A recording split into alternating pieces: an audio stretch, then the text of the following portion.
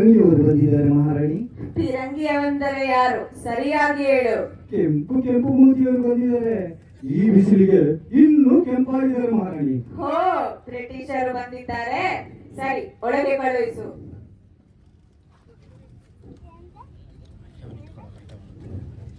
ಏಯ್ ನಿಂತ್ಕೊಳ್ಳಿ. ಏನು ಊಟಕ್ಕೆ ನುಗ್ತೀರಾ? ನಾನು ಹೇಳಿದ ಹೋಗ್ಬೇಕು. ಒಳಗೆ ಹೆಣ್ಣು ಸಿಂಹ ಕೊಳ್ತಿರೋದು ಈ ಕೆಂಪು ಮೋತಿ ಕೋತಿಗಳಿಗೆ ತಿಳಿದಿಲ್ಲ.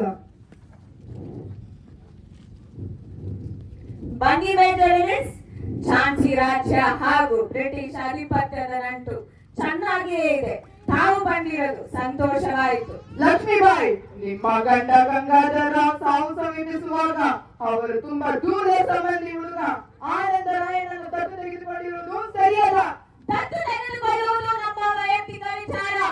ಆ ವಿಷಯದಲ್ಲಿ ನೀವು ಮೂಗು ತೋರಿಸುವುದು ನಿಮ್ಮ ನಡವಳಿಕೆ ತಕ್ಕುವುದಲ್ಲ. ಲಕ್ಷ್ಮೀಬಾಯಿ, ಭಾರತದಲ್ಲಿ ಬ್ರಿಟಿಷ್ ಆಧಿಪತ್ಯ ಆಡಳಿತ ನಡೆಸುತ್ತಿದೆ, ನೆನಪಿರಲಿ. ಭಾರತಕ್ಕೆ ತಕ್ಕಡಿ ಹಿಡಿದು ಬಂದ ಜಿಳೆ ವಂಶದವರು ನೀವು. ನಮ್ಮ ರಾಜರುಗಳ ಗುಲಾಮಿತನದಿಂದ ನೀವು ಆಡಳಿತ ನಡೆಸುವಂತಾಯಿತು. ಇಂತಹ ಗುಲಾಮಿತನ ಎಷ್ಟು ಕಾಲ ಭಾರತದಲ್ಲಿರುವುದು? ಲಕ್ಷ್ಮೀಬಾಯಿ, ನಾನು ಈಗಾಗಲೇ ದತ್ತು ಮಕ್ಕಳಿಗೆ ಹಕ್ಕಿಲ್ಲ ಎಂದು ಕಾಯ್ದೆ ಜಾರಿಗೊಳಿಸಿದ್ದೇನೆ, ತಿಳಿದೇನೋ? ಝಾನ್ಸಿ ರಾಜ್ಯವನ್ನು ಯಾರು ನಡೆಸುತ್ತಿರುವರೆಂಬುದನ್ನು ಬ್ರಿಟಿಷ್ ಸರ್ಕಾರ ಮರೆತಂದಿದೆ.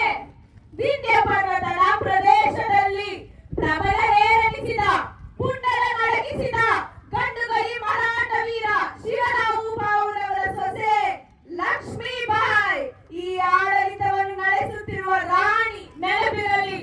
ಭಾರತದ ಎಲ್ಲಾ ರಾಜರಿಗೆ ಬ್ರಿಟಿಷ್ ಕಾಯ್ದೆ ಒಂದೇ ಆಗಿರುತ್ತದೆ. ದತ್ತು ಪುತ್ರನ ಹೆಸರಿನಲ್ಲಿ ನೀವು ಆಡಳಿತ ನಡೆಸುವಂತಿಲ್ಲ. ಝಾನ್ಸಿ ಸ್ವತಂತ್ರ ರಾಜ್ಯ, ಇಲ್ಲಿ ಲಕ್ಷ್ಮೀಬಾಯಿ ಮಹಾರಾಣಿ. ಮಿಸಸ್ ಲಕ್ಷ್ಮೀಬಾಯಿ, ಇನ್ನು ಮುಂದೆ ಝಾನ್ಸಿ ಪ್ರಜೆಗಳು ಬ್ರಿಟಿಷ್ ಸಾಮ್ರಾಜ್ಯದ ಪ್ರಜೆಗಳಾಗಿರುತ್ತಾರೆ. ನೀವು ಸರ್ಕಾರದೊಂದಿಗೆ ಸಹಕಾರ ಭಾವನೆಯೊಂದಿಗೆ ವರ್ತಿಸಬೇಕು. ಮಹಾರಾಣಿ ಬದುಕಿರುವವರೆಗೂ 5,000 ರೂಪಾಯಿಗಳ ರಾಜಧನವನ್ನು ಬ್ರಿಟಿಷ್ ಸರ್ಕಾರ ಮಹಾರಾಣಿಗೆ ನೀಡುವುದು. ಮಹಾರಾಣಿ, ಇನ್ನು ಮುಂದೆ ಝಾನ್ಸಿ ಕೋಟೆ ಒಳಗಿರುವ ಅರಮನೆಯಲ್ಲಿ ನೀವು ವಾಸಿಸಬೇಕು. ಬ್ರಿಟಿಷ್ ಸರ್ಕಾರದ ಕುಣ್ಣಿಗಳೇ, ನಿಮ್ಮ ಅಂತ್ಯಕ್ಕೆ ನನ್ನ ಸೇಡಿನ ಆರಂಭವಾಗಿದೆ. ಮಕ್ಕಳನ್ನ ಎರುವುದನ್ನ ಕಾಯಕ ಮಾಡಿಕೊಂಡಿರುವ ಭಾರತೀಯ ಹೆಣ್ಣಿಗೆ ಇಷ್ಟೊಂದು ಪೊಗರೆ?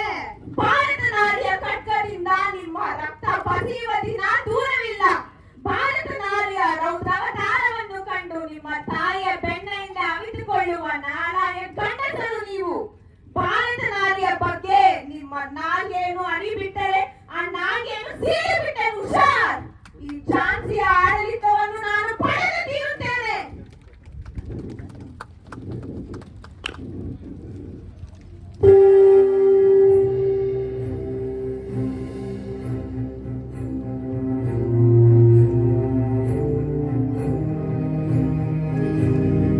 ಸೈನಿಕರೇ, ಒಳಗೆ ಬನ್ನಿ.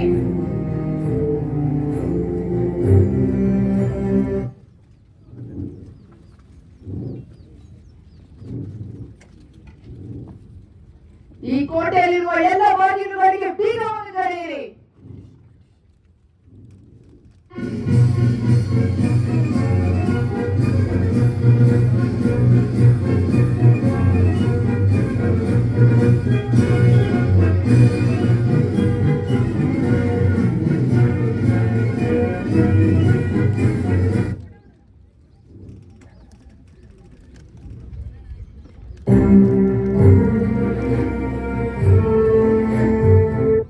ಮಹಾರಾಣಿಯವರಿಗೆ ಜಯವಾಗಲಿ.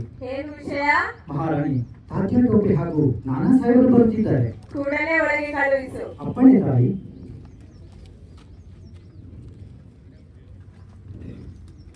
ಮಹಾರಾಣಿಯವರು ನಿಮಗಾಗಿ ಕಾಯುತ್ತಿದ್ದಾರೆ.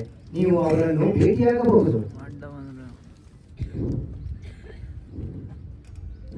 ನಮಸ್ಕಾರ ಮಹಾರಾಜರಿಗೆ. ನಮಸ್ಕಾರ ಮಹಾರಾಣಿಯವರಿಗೆ. ಕುಳಿತುಕೊಳ್ಳಿ. ಮಹಾರಾಣಿ, ಭಾರತದ ರಾಜ್ಯಗಳಲ್ಲಿ ಬ್ರಿಟಿಷರ ದಬ್ಬಾಳಿಕೆ ಹೆಚ್ಚಾಯಿತು. ದತ್ತು ಸ್ವೀಕಾರ ವಿಚಾರದಲ್ಲಿ ಅನಗತ್ಯ ಕಾಯ್ದೆಯನ್ನು ರಚಿಸಿ ನೂರಾರು ಸಂಸ್ಥಾನಗಳನ್ನು ತಮ್ಮ ಸುಪರ್ದಿಗೆ ತೆರೆದುಕೊಳ್ಳುವ ಹುನ್ನಾರ ಅವರದ್ದು. ಹೌದು, ನಮ್ಮ ವಿಚಾರದಲ್ಲೂ ಕುಟಿಲ ನೀತಿಯನ್ನೇ ಅನುಸರಿಸಿದ್ದಾರೆ.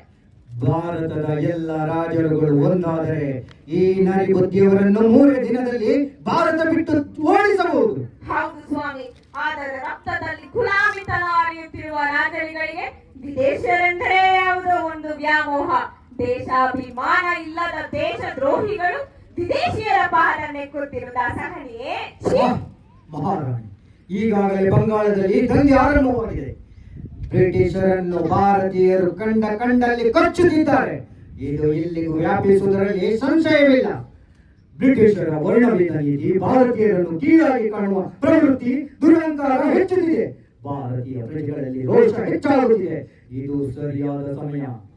ನೀವು ಬ್ರಿಟಿಷರ ವಿರುದ್ಧ ಬಂಡೇಳುವುದಾದರೆ ಯಾವುದೇ ಷರತ್ತು ಇಲ್ಲದೆ ನಮ್ಮ ಸೈನ್ಯದ ನೆರವು ನೀಡುತ್ತೇವೆ. ಮಹಾರಾಣಿಯವರಿಗೆ ಜಯವಾಗಲಿ. ನಮ್ಮ ನಾಡಿನ ಜನರು ಇತ್ತ ಬರುತ್ತಿದ್ದಾರೆ ಮಹಾರಾಣಿ.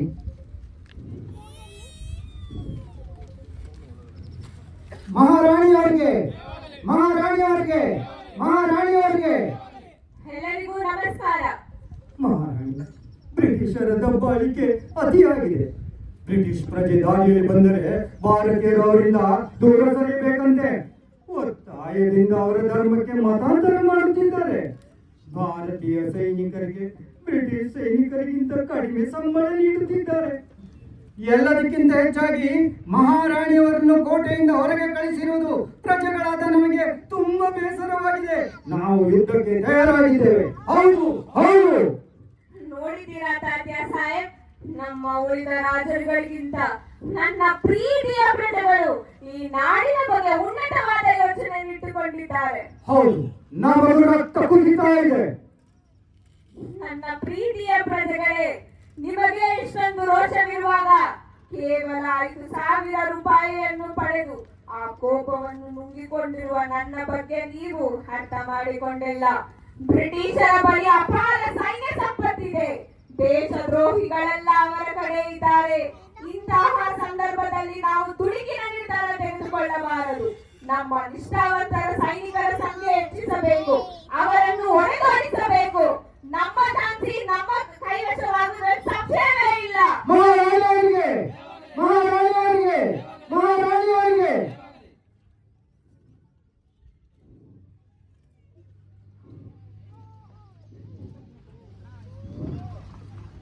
ನಾವು ಹೋಗಿ ಬರುತ್ತೇವೆ ಮಹಾರಾಣಿ.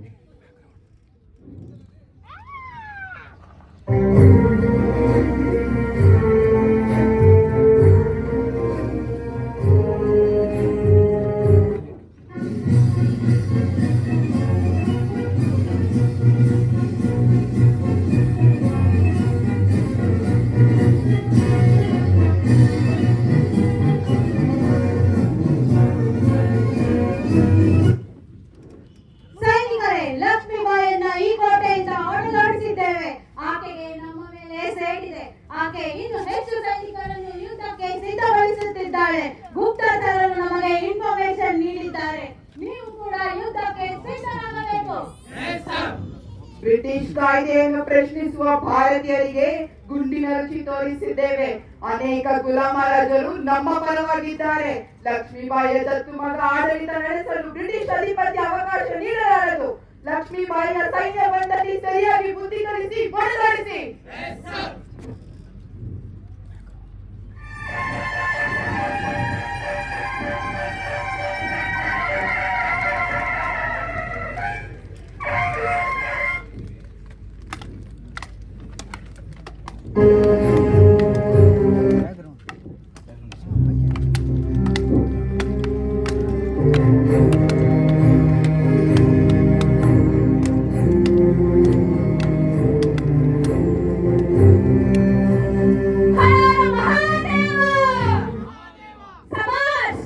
ಮಹಾರಾಣಿ, ಈ ಸಾರಿ ನಾವು ಯುದ್ಧ ಮೈದಾನದಲ್ಲಿ ಯುದ್ಧಕ್ಕಿಳಿದರೆ ನಾವು ಉಳಿಯುವುದಿಲ್ಲ. ನಮ್ಮ ಸೋಲು ತಪ್ಪುವುದಿಲ್ಲ. ಮಹಾರಾಣಿಯವರು ದೀರ್ಘವಾಗಿ ಯೋಚನೆ ಮಾಡಬೇಕು. ನಾನಂತೂ ಏಳಿಯ ಜೀವನ ಬಯಸಲಾರೆ. ನಾನೊಬ್ಬಳೇ ರಣರಂಗದಲ್ಲಿ ಹೋರಾಡುವೆ. ರಾಣಿಯೊಬ್ಬಳನ್ನೇ ಕಾದಾಡಲು ಬಿಟ್ಟು ಹೇಳಿಗಳಂತೆ ಓಡಿ ಹೋದ ಸೈನಿಕರನ್ನು ಜನ ನಿಮ್ಮನ್ನು ಭವಿಷ್ಯದಲ್ಲಿ ನೆನಪಿಸಿಕೊಳ್ಳುವರು. ಮಹಾರಾಣಿ, ನಮ್ಮಿಂದ ತಪ್ಪಾಯಿತು. ನಮ್ಮ ನಾಡಿಗಾಗಿ ನಮ್ಮ ಜೀವವನ್ನು ಮುಡಿಪಾಗಿಡುತ್ತೇವೆ. ಮಹಾರಾಣಿ ಮಹಾರಾಣಿ ಲಕ್ಷ್ಮೀಬಾಯಿ ಅವರಿಗೆ. ಜನನಿ ಜನ್ಮಭೂಮಿಶ್ಚ ಸ್ವರ್ಗಾದಪಿ ಗರೀಯಸಿ. ತಾಯ್ನಾಡಿನ ರಕ್ಷಣೆಯ ಸಲುವಾಗಿ ತಲೆ ಕೊಡಲು ತಯಾರಾಗೋಣ. ನನಗಿಂತ ನನ್ನ ತಾಯ್ನಾಡಿನ ರಕ್ಷಣೆ ಮುಖ್ಯ. ನುಗ್ಗಿ ಮುನ್ನುಗ್ಗಿ ಹರ ಮಹಾದೇವ. ಸರ್ ಸರ್, ಮಹಾಲಕ್ಷ್ಮೀಬಾಯಿಯ ಸೈನ್ಯ ಇತ್ತ ಬರುತ್ತಿದೆ. ಯುದ್ಧಕ್ಕೆ ಸಿದ್ಧರಾಗಿ. ಹರ ಮಹಾದೇವ. ಹರ ಮಹಾದೇವ.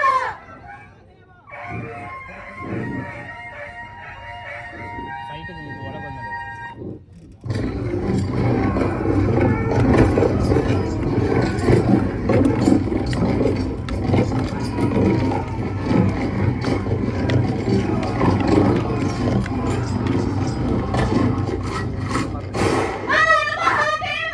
ಮಹಾರಾಣಿ ಮಹಾರಾಣಿ ಮಹಾರಾಣಿ ಏನದು?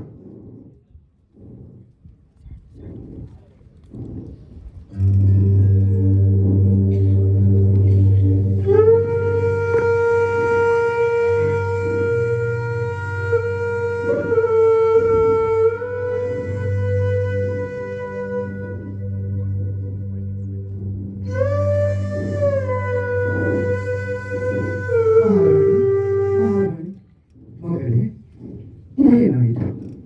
ಝಾನ್ಸಿಯ ಸ್ಥಿತಿ ಹೀಗೆ ಆಯಿತು. ಪುರುಷ ಸಿಂಹದಂತೆ ಕಾದಾಡಿದ ನೀನು ಭಾರತೀಯರ ಮನಸ್ಸಿನಲ್ಲಿ ಸಹಸ್ರ ಕಾಲ ನೆನಪಿನಲ್ಲಿ ಉಳಿಯುತ್ತೀಯ. ನರಿಬುದ್ಧಿ ಬ್ರಿಟಿಷರು ಮರೆಯಿಂದ ಗುಂಡಾರಿಸಿದ್ದಾರೆ. ನನ್ನ ಈ ಭಾರತದಲ್ಲಿ ಅವರಿಗೆ ಅವಕಾಶವೇ ಇಲ್ಲ. ನಾನು ಮುಂದಿನ ಜನ್ಮವೆತ್ತಿ ಅವರನ್ನು ಸೋಲಿಸಿಯೇ ತೀರುತ್ತೇನೆ.